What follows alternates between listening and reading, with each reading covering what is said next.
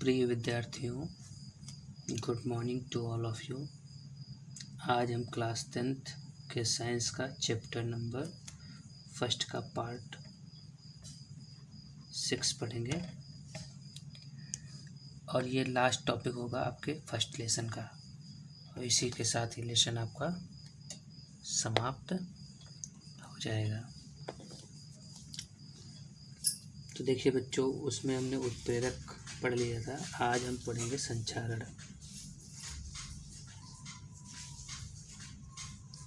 तो देखिए बच्चों, संचारण क्या होता है।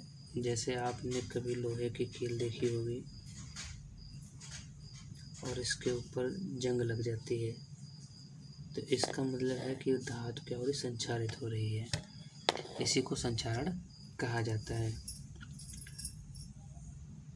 देखिए ये होता क्यों है, क्योंकि इसमें ये वायु, लोहे की कील जैसे जमीन में पड़ी रहती है तो वायु लगती है उसमें, वायु और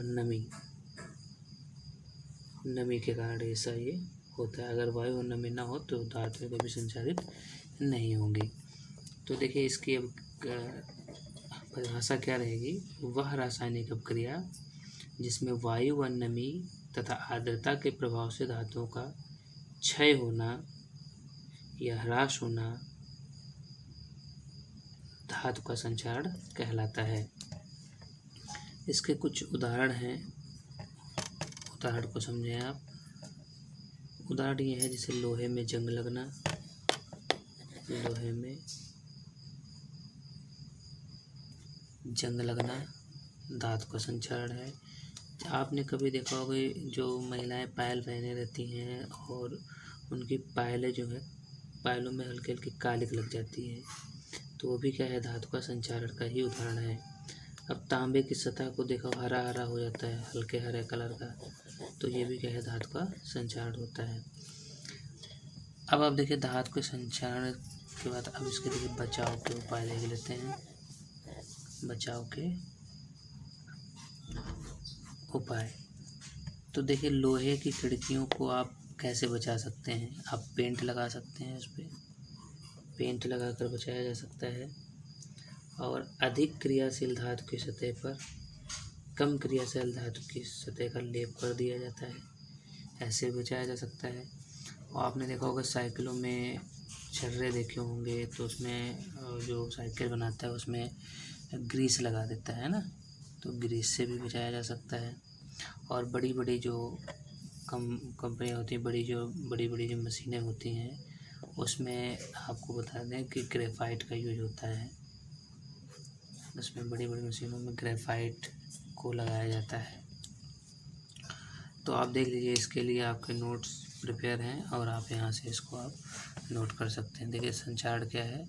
वह रासायनिक अपक्रिया जिसमें वायु या नमी तथा आर्द्रता के प्रभाव से धातु का क्षय होना या ह्रास होना धातु का संचारण कहलाता है। उदाहरण दिए हैं और इसके बचाव दिए हैं, आप इनको आप नोट कर लेंगे। इसके बाद अगला टॉपिक आ जाता है आपका विकृत गंधिता।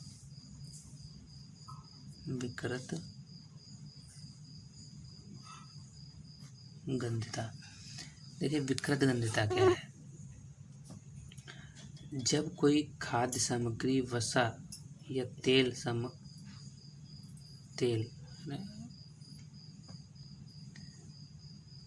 ऐसा समझ लीजिए आप इसको, जब कोई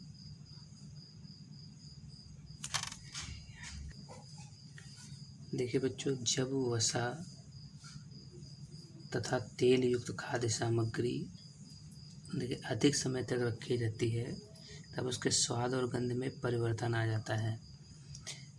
क्योंकि वायु जो है, वायु में जो ऑक्सीजन है O2 के संपर्क में आकर वो खाद्य सामग्री जो है वो उपचयित हो जाती है, और जिससे उनका स्वाद व गंध परिवर्तित हो जाती है ना। इसी को क्या कहा जाता है, विकृत गंधिता कहा जाता है। अब आप देख लीजिए विकृत गंधिता को रोकने के उपाय क्या हो सकते हैं। देखिए खाद्य सामग्री को आप वायुरोधी बर्तनों में रखा जाता है जिसमें वायु न जा सके, सबसे पहला पार्ट। दूसरा बात है ये कि चिप्स आदि की पैकिंग को करते समय उसमें नाइट्रोजन जैसी कम अक्रिय गैस भर दी जाती है। N2 जैसी नाइट्रोजन जैसी कम अक्रिय गैस भर दी जाती है ताकि चिप्स का उपचयन या अपचयन ना हो सके। ये दो हैं और इसके लिए भी हमने देखिए आपके नोट्स बना दिए हैं, आप आसानी से इसको आप नोट कर लें।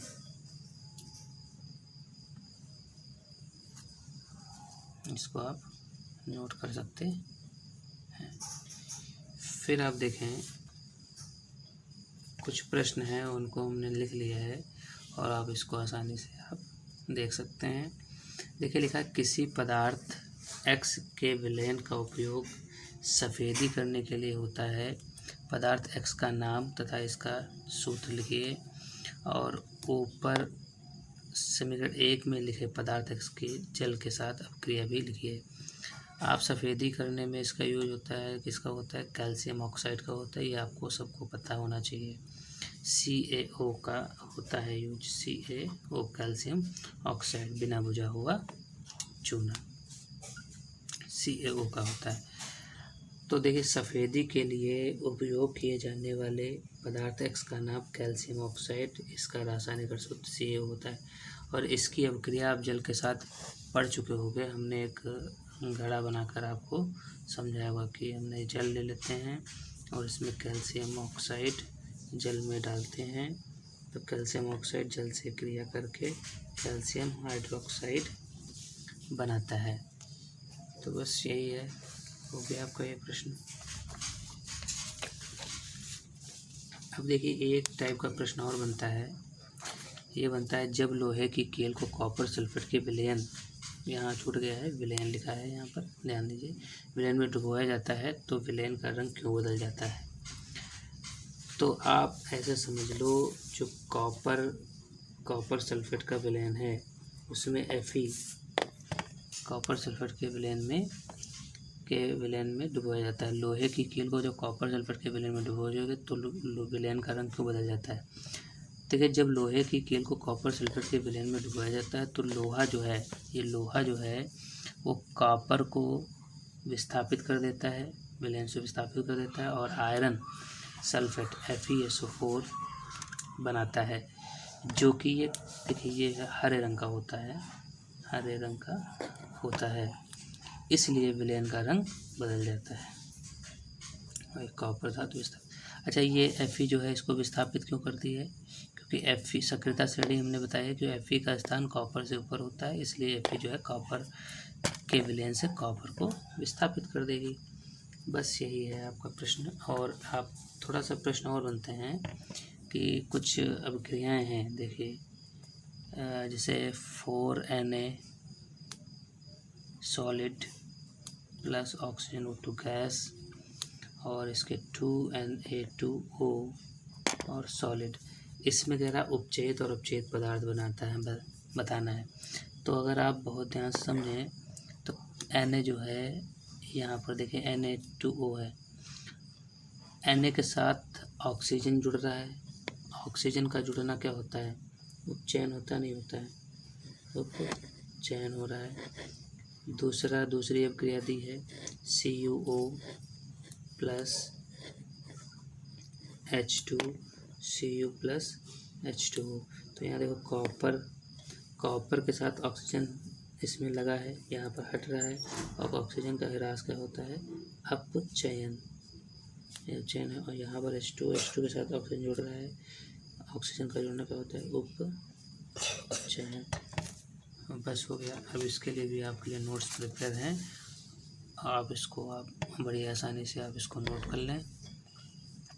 और इसी के साथ ये लेक्चर यहीं पे समाप्त होता है और ये लेसन भी यहाँ पर आपका समाप्त होता है। गुड बाय बच्चों, हैव अ नाइस डे।